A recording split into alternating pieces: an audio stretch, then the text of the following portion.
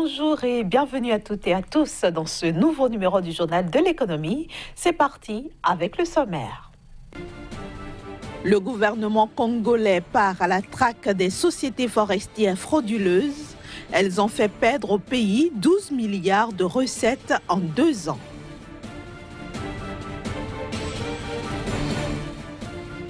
Bientôt une interconnexion des douanes de 6 pays de l'espace UEMOA. L'objectif est de simplifier les procédures de dédouanement.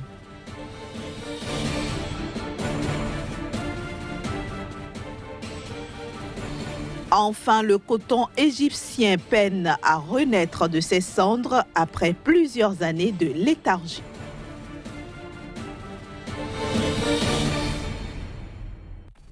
Je le disais à l'instant, le Congo a perdu 12 milliards de francs CFA en 2 ans et subit des préjudices de 4,6 milliards de francs CFA. Ceci à cause des dysfonctionnements du service de contrôle des produits forestiers à l'exportation. Ces dysfonctionnements ont été révélés par la commission en charge de la lutte contre la fraude fiscale dans le pays. L'enquête menée par la commission en charge de la lutte contre la fraude fiscale au Congo a révélé des dysfonctionnements au niveau du service de contrôle des produits forestiers à l'exportation d'une part et des services des douanes d'autre part. Ces dysfonctionnements ont, selon la commission, fait perdre au pays plus de 12 milliards de francs CFA, soit près de 22 millions de dollars et un préjudice de 4,6 milliards de francs CFA, soit environ 8 millions de dollars entre 2016 et 2017. L'enquête a été menée auprès des sociétés forestières évoluant dans le sud du Congo.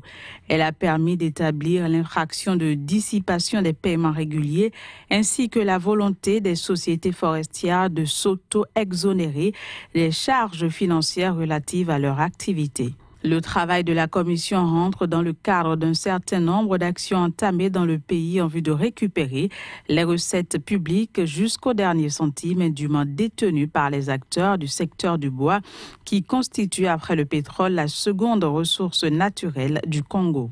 D'où la détermination des autorités congolaises de faire rendre gorge aux sociétés forestières indexées. Pour ces autorités, les fonds perdus doivent être récupérés et en cas de non-collaboration, il sera procédé au recouvrement forcé des dettes ou à la résiliation des conventions qui les lient au gouvernement congolais. Pour rappel, la commission en charge de la lutte contre la fraude fiscale au Congo a été mise sur pied en juin 2018 par le président Denis Sassou Nguesso et placée sous tutelle du chef de cabinet de la présidence de la République. Composée de 14 membres dont le contrôleur général d'État, cette commission a pour objectif principal d'accroître la capacité de financement de l'économie nationale et surtout de contrôler les sociétés forestières installées sur l'ensemble du territoire congolais. Au cours des 5 prochaines années, le secteur des infrastructures devrait enregistrer une forte croissance en Afrique de l'Est, selon la société Global Data. Cette dernière explique dans un rapport que cette tendance devrait être impulsée par les 3 principales économies de la région, à savoir l'Éthiopie, le Kenya et la Tanzanie. Plus de 209,08 milliards de dollars de projets seraient annoncés ou en cours de construction dans la région. Avec 88 projets d'un montant total de 47,86 milliards de dollars, le Kenya en totalise le plus grand nombre, tandis que l'Éthiopie, avec 51,88 milliards de dollars pour 58 projets, a la valeur de projet la plus élevée. On retient aussi que d'ici à 2022, les investissements infrastructurels dans ces 3 pays devraient enregistrer une croissance de 281,25%, ainsi de 25,92 milliards de dollars en 2017. Ces investissements devraient atteindre les 98,2 milliards de dollars en 2022.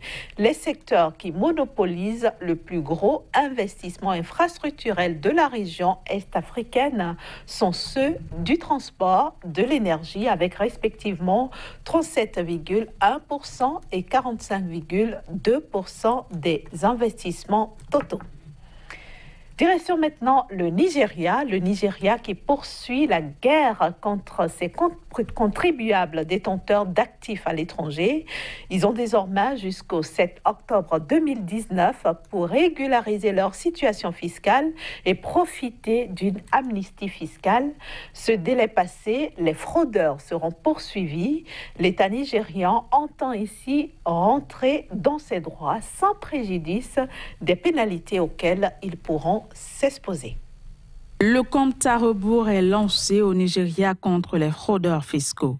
Ils ont jusqu'au 7 octobre 2019 pour régulariser leur situation et profiter d'une amnistie fiscale. Dans la ligne de mire se trouvent les contribuables détenteurs d'actifs à l'étranger. Conformément à un décret présidentiel en vigueur depuis le lundi 8 octobre, les contribuables nigérians qui détiennent des avoirs et des revenus à l'étranger sont tenus dans un délai de 12 mois de déclarer leurs actifs et de s'acquitter des impôts afférents auprès des services fiscaux. En contrepartie, certains avantages et facilités leur seront accordés par l'administration fiscale. Il s'agit précisément pour ces contribuables de payer une redevance unique de 35% sur le total de leurs actifs offshore ou de s'acquitter de tous leurs impôts, pénalités et intérêts en suspens afin de se voir accorder une immunité en matière de poursuite judiciaire pour l'ensemble des infractions fiscales, notamment celles relatives à la détention illégale d'actifs à l'étranger.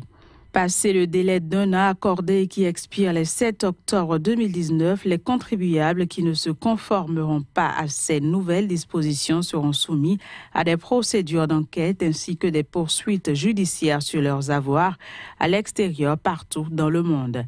Et le gouvernement nigérien entend user de tous les accords bilatéraux et internationaux en matière de lutte contre la fraude fiscale et le blanchiment d'argent signé par le Nigeria avec les autres pays du monde pour avoir gain de cause. Les fonds recouvrés devraient contribuer à un élargissement de l'assiette fiscale pour le budget fédéral et servir à financer des infrastructures. Notons qu'en vertu de la loi nigériane, chaque citoyen est tenu de déclarer ses revenus et ses avoirs et de payer ses impôts. Le pays a mis en place un fonds commun avec la Suisse pour loger les sommes illégalement transférées dans ce pays et qui ont été par la suite rapatriées après des années de procédures complexes. Je le disais en titre, le processus d'interconnexion des services douaniers du Burkina Faso, de la Côte d'Ivoire, du Mali, du Sénégal et du Togo s'accélère. Il s'agit d'un vaste projet qui vise, au niveau de la communauté économique des États de l'Afrique de l'Ouest, à simplifier les procédures de dédouanement, réduire le temps de traitement des marchandises au poste douanier et limiter les fraudes et la contrebande. Avec cette interconnexion, les déclarations faites au port de Lomé, par exemple, seront désormais valables au poste frontière avec le Burkina Faso au nord, ce qui représente une étape de moins dans le contrôle douanier. Et puis l'Égypte pourrait devenir un gros importateur de riz, selon le département américain de l'agriculture qui en parle dans son rapport mensuel sur le marché et le commerce des céréales.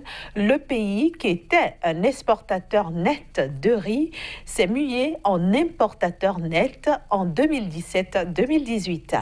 À l'origine de cette mutation, la volonté du gouvernement égyptien de réduire les superficies cultivées pour économiser l'eau du Nil, ce qui a conduit le pays à réaliser en 2018-2019 sa plus petite récolte depuis la campagne 1998-1999.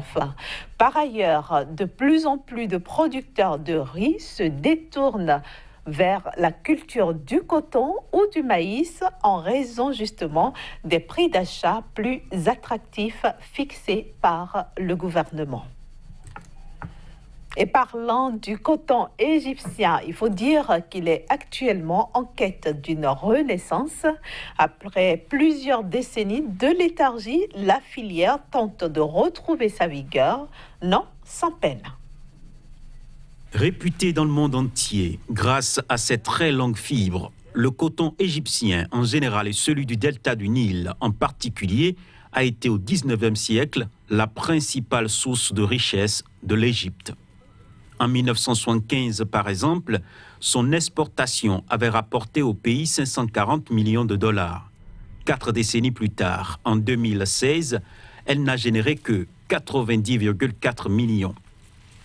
La filière a fait les frais d'une concurrence acharnée, âprement livrée par le coton à fibres courtes, bon marché et très prisé des mastodontes du textile.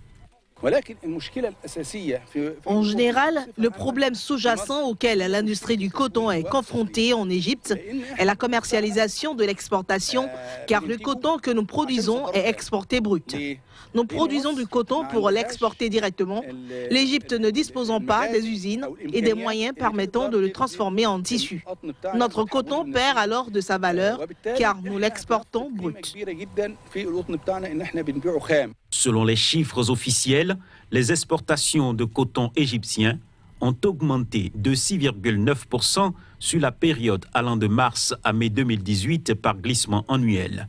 Le secteur a néanmoins connu une baisse de la consommation de 57,9% en raison de la tendance à utiliser du coton importé. Les autorités du pays tentent de corriger le tir. Leurs interventions ont permis en 4 ans d'augmenter les surfaces cultivées, qui sont passées d'environ 50 000 hectares à plus de 140 000 actuellement.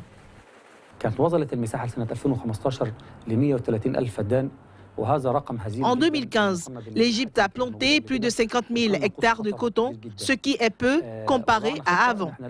Cela nous a alarmés.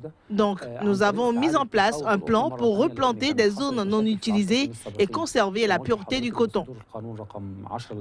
Nous parlons de cultiver des terres dans de nouveaux lieux, comme Farafra, le gouvernorat de la Nouvelle-Vallée et l'ouest de Minaya, avec de nouveaux types de coton. Nous espérons donc que l'Égypte deviendra un moteur essentiel de la filière coton dans les 5 prochaines années. Du côté des experts et agriculteurs, l'on reste sceptique, estimant que l'Égypte peinera face aux poids lourds étrangers malgré la hausse du prix du quintal de coton et une reprise des exportations qui ont suscité en 2017 l'espoir d'un renouveau du coton égyptien. Le secteur privé est le seul acheteur. L'État ne prend pas ses responsabilités concernant le coton comme avant. Avant, on récoltait le coton et on l'apportait à l'association du coton. Nous connaissions le prix de vente avant de l'apporter. Maintenant, le prix minimum garanti est de 2 700 livres égyptiennes, soit 130 €. Le privé est le seul secteur qui va acheter mon coton.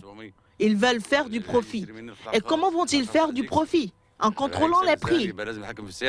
Selon un récent rapport du département américain de l'agriculture, l'Égypte arrive loin derrière les États-Unis, l'Inde, le Brésil et l'Australie, qui figurent aujourd'hui parmi les premiers exportateurs mondiaux de coton. Et c'est sur ce reportage en Égypte que nous refermons cette édition du Journal de l'économie. Merci de votre fidélité à ce programme et rendez-vous à la prochaine édition.